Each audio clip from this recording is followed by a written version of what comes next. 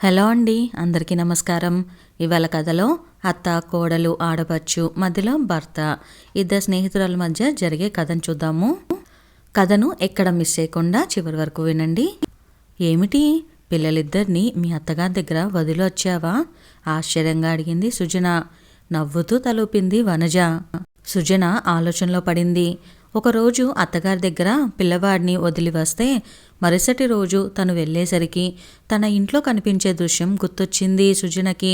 ఇంటి నిండా తిని పడేసిన కుర్కురే ప్యాకెట్లు, ఐస్ క్రీమ్ కప్పులు, చాక్లెట్ రైపర్స్, మ్యాగీ ప్యాకెట్లు, ఇంకా అలాంటి చెత్తా చెదారం. ఇదేమని అడిగితే నువ్వెలాగూ తిన్నివ్వు, పోనీలే ఒక్కరోజే కదా అని దీర్ఘం తీస్తుంది అత్తగారు. పోనీ సరిపెట్టుకుందామనుకుంటే నానమ్మకు నేనంటే చాలా ఇష్టం, అందుకే నాకు ఇష్టమైనవన్నీ కొంటుంది, నువ్వెప్పుడూ కొనవు, నువ్వు బ్యాడ్ అంటూ కొడుకు మాటలు పిచ్చెక్కిపోతుంది సుజనకు. కొడుక్కి ఏదైనా కాస్త బుద్ధి చెప్పబోయేసరికి అత్తగారు అడ్డం పడిపోతుంటారు. పోనీలే చిన్నపిల్లవాడు, పెద్దయ్యాక వాడికే తెలుస్తుందిలే అంటూ.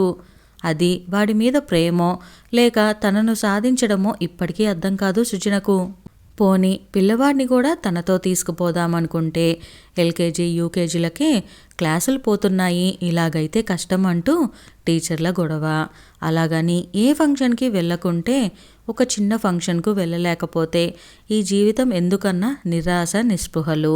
ఈ బాధలు పడలేక ఉన్న ఆ ఒక్కడిని ఈ మధ్యే హాస్టల్లో జాయిన్ చేసేసింది.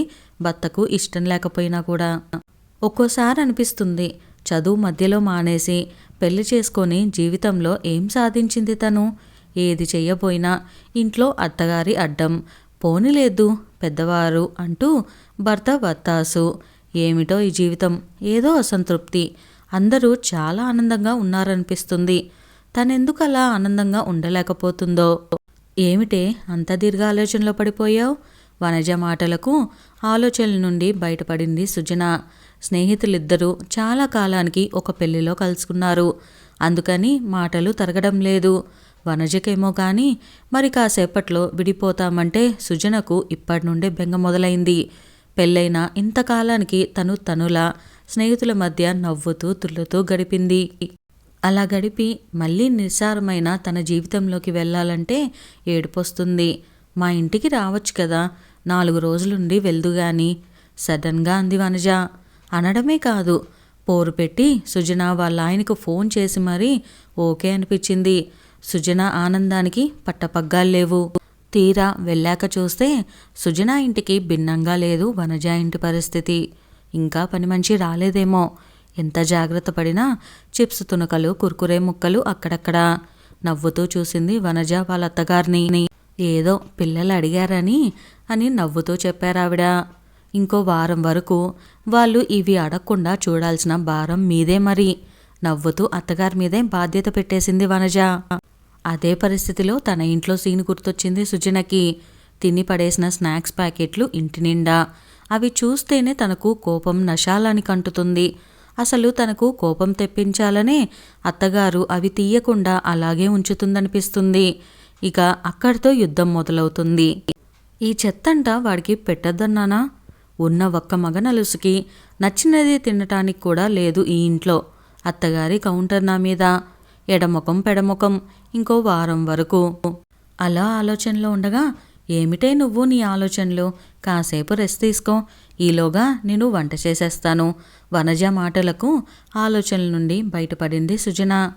భలేదానివే, రెస్ట్ తీసుకోవటానికా నేనొచ్చింది, పద నేను కూడా వంటగదిలోకే. వనజను అనుసరించింది సుజన. వనజ వాళ్ళ ఆయన ఆఫీస్లోనే లంచ్ చేస్తారట. ఇక ఉన్న ఆడవాళ్ళు ముగ్గురు డైనింగ్ టేబుల్ దగ్గర కూర్చున్నారు. వేపుడు చేశావా? వంకాయ టమోటా ముద్దకూర చేయాల్సింది, బాగుంటుంది అంది వనజ అత్తగారు. ఈసారి చేసుకుందాంలేండి నవ్వుతూ చెప్పింది వనజ. ప్రయాణం చేసొచ్చి వంట చేసి పెడితే ఆనందించాల్సింది పోయి ఇంకా ఏదో ఉంటే బాగుండన్న వనజ అత్తగారి మాటలకు సుజనకు నిజంగా కోపమొచ్చింది. ఆవిడ ఏదో సాయం చేసినట్టు చేసుకుందాంలేండి అని వనజ అనడం కూడా నచ్చలేదు. కానీ తన ఇల్లు కాదు కాబట్టి గమ్మున ఊరుకుంది. భోంచేసి స్నేహితురాలిద్దరూ నిద్ర కొరిగారు. సాయంకాలం స్కూల్ నుంచి వచ్చిన పిల్లలిద్దరూ వనజను వదల్లేదు. వంటగదిలో పని చేస్తున్నంతసేపు వనజ చుట్టూనే తిరిగారు. పనంతా చేసి వెళ్ళి నానమ్మ దగ్గర కూర్చొని హోంవర్క్ చేసుకోండి, నేను నా ఫ్రెండ్ డాబా మీదకు వెళ్తాం అంటే బలవంతంగా వెళ్ళారు. ఆశ్చర్యమేసింది సుజనకు. తను ఇంట్లో లేనప్పుడు 1 గంట వాళ్ళ నానమ్మ దగ్గర ఉండాల్సి వస్తే ఆ తర్వాత తను ఏం చెప్పినా ఎదురు సమాధానం చెప్తాడు తన కొడుకు. అందుకని వాళ్ళిద్దరూ మాట్లాడుకుంటుంటే ఏ పని ఉన్నా ఆపి మరీ దగ్గరే ఉంటుంది తను. బహుశా వనజ వాళ్ళ అత్తగారు పిల్లలను చాలా బాగా చూసుకుంటారేమో. తనలో తానే సమాధాన పడింది సుజన. ఇంతలో ఏమిటే ఎప్పుడూ ఆలోచనలోనే ఉంటున్నావు అన్న వనజ మాటలకు నవ్వేసింది. పిల్లలు, హోంవర్క్ అర్ధోక్తిలో ఆపింది సుజన. వాళ్ళు చేసుకుంటారులే, లేకపోతే తర్వాత చెప్తాను, మన ఏకాంతాన్ని ఎంజాయ్ చేద్దాంరా అంటూ డాబా మీదకు దారితీసింది వనజ. మాటలు తెగడం లేదు స్నేహితురాలిద్దరికీ. భోజనాల సమయానికి కిందకు దిగక తప్పలేదు. నీ ఫ్రెండ్తో మాట్లాడుతుంటే డిస్టర్బ్ చేయడం ఎందుకని చెప్పలేదు. రమా, విశాల్ సినిమాకి వచ్చారట. ఇక్కడే భోంచేసి కాసేపు మాట్లాడి వెళ్ళిపోతానని చెప్పింది. చావు కబురు చల్లగా చెప్పారు వనజ అత్తగారు. రమ వనజ ఆడపడుచు, విశాల్ ఆవిడ భర్త. ఈ మధ్యనే పెళ్ళైంది వాళ్లకు. వాళ్ళు దగ్గరలోనే ఉంటారు. భోజనానికి వస్తానన్న వాళ్ళు ముందే చెప్తే అందరితో పాటు వంట చేసేది కదా. పోనీ కనీసం వాళ్ళు చెప్పినప్పుడైనా ఈవిడ చెప్పి ఉంటే ఈ పాటికి వనజ వంట చేసేది కదా. ఈ సోరం అంటూ ఇప్పుడు 8 గంటలకు మళ్ళా వంట చెయ్యాలా వాళ్ళ కోసం? వనజను డిస్టర్బ్ చేయడం ఇష్టం లేకపోతే ఈవిడే కుక్కర్ పెట్టేస్తే సరిపోయేది కదా. కోపం తన్నుకు వస్తుంది సుజనకు. నాకే ఇలా ఉంటే వనజకు ఇంకెలా ఉంటుందో అనుకుంటూ వనజ వైపు చూసింది. వనజ ముఖంలో ఏ భావమూ కనిపించలేదు. వాళ్ళు వచ్చి భోజనాలు చేసి వెళ్ళేప్పటికీ అర్ధరాత్రి అయింది. ఇంతా చేస్తే ఆ అమ్మాయి ఏదో అమెరికా నుండి వచ్చినట్లు వాళ్ళ అమ్మగారు మరీ బలవంత పెడితే ఉండిపోయింది రమ. వాళ్ళ ఆయన ఒక్కడే వెళ్ళిపోయాడు. ఈ మాత్రం దానికి ఇంత హడావిడా? ఎదుటి వాళ్లకు ఇబ్బంది అవుతుందన్న ఆలోచన కూడా ఉండక్కర్లేదా? సుజన మనసు కుతుకుతలాడిపోతుంది. ఆ తెల్లవారే ఇంకో సీన్. పిల్లలు స్కూల్కి వెళ్ళేంత వరకు వనజ అత్తగారు ఏమీ మాట్లాడలేదు. ఆ తర్వాత వంటగది చుట్టూ తిరుగుతూనే ఉన్నారు. టిఫిన్ ఏం చేస్తున్నావు? దోశలు, పెసరట్టు వేయకపోయావా? రమాకి ఇష్టం. పాపం అదక్కడ చేసుకుంటుందో లేదో. వీలైతే కొంచెం శనగపలుకులు పచ్చడి చేయరాదు? పెసరట్టులోకి బాగుంటుంది. ఇలా కూతురు ఇష్టాల గురించి చెప్తూనే ఉన్నారు. ఇంకా ఆ కూతురు లేవనే లేదు. కూతురుని లేపి వదినకు సాయం చెయ్యమనొచ్చు కదా. సుజనకు మండిపోతుంది. తన ఇంట్లోనూ ఇదే తంతు. చూసి వంట మనిషిని పెట్టేసింది. మీకేం కావాలో వంట మనిషితో చేయించుకొని తినండి అని చెప్పి. దానికి అత్తగారు ఎంత గొడవ చేసింది. వంటగదిలో అరగంట పనికి 6,000 ఆ వంట మనిషి ముఖాన పొయ్యాలా అని. అంతగా బాధ అనిపిస్తే మీరే అరగంట వంటగదిలో గడపండి అని సమాధానమిస్తే గింజుకుపోయింది. వనజకు కూడా ఇదే సలహా ఇవ్వాలి అని నిర్ణయించుకుంది సుజన. వనజ వంటగదిలో నానా హైరాణ పడుతుంటే వాళ్ళ ఆయన రఘు గది నుండి బయటికే రాలేదు. వనజే మధ్యలో కాఫీ అని ఆ తర్వాత టిఫిన్ తీసుకువెళ్ళి గదిలో కాసేపు ఉండి వస్తుంది. గదిలో ఆ మహానుభావుడి అవసరాలు ఏవి తీరుస్తుందో మరి. గదిలోకి తెప్పించుకోకపోతే వచ్చి డైనింగ్ టేబుల్ దగ్గర తినొచ్చు కదా. ఇదేమన్నా రూమ్ సర్వీసా? బయటకు వస్తే భార్య ఎంత కష్టపడుతుందో తెలుస్తుంది కదా. అబ్బే అంత పాట. వీళ్ళ అవసరాలు తీరితే చాలు, ఇంకేమీ పట్టించుకోరు. పళ్ళు పటపటా కొరికింది సుజన. భోజనం వేళలో ఇంకో సీను. కూతురేదో చంద్రమండలం నుంచి దిగొచ్చినట్లు. వాళ్ళ అమ్మగారు చేసిన హడావిడి ఇంత అంతా కాదు. ఇది వేసుకో, అది వేసుకో, అక్కడ వండుకుంటున్నావో లేదో, వదిన బాగా చేస్తుంది, ఇంకొంచెం వేసుకో, ఓ 2 రకాల కూరలు చేయించి పట్టుకెళ్ళరాదు, ఫ్రిడ్జ్లో పెట్టుకుంటే 4 పూటలు వస్తాయి అని తెగ గారాబం చేస్తుంది ముసల్ది. చేయించిద్ది. ఎవరు చేస్తాడు? ఈవిడ కూతురులాంటిది కాదా కోడలు? కోడలతో ఎంత పనైనా చేయించవచ్చా? మండిపోయింది సుజనకు. సాయంకాలం రఘు తొందరగా వచ్చేశాడు. కాఫీ పట్టుకొని గదిలోకి వెళ్ళింది వనజ. బజ్జీలు వేయమంటావా వదినను? నీకిష్టం కదా. జంతికలు కూడా కొద్దిగా చేయమంటాను, ఇంటికి తీసుకువెళ్ళు, 4 రోజులు తినచ్చు కూతురికి చెప్తూ వాళ్ళత్తగారు హడావిడి పడిపోతున్నారు. ఆ మాటలు విన్న సుజనకు ఆ బజ్జీలు జంతికలేవో మీరిద్దరే కలిసి చేయొచ్చు కదా, ఖాళీగానే ఉన్నారు కదా అని అనేయాలన్నంత చిరాకు వేసింది.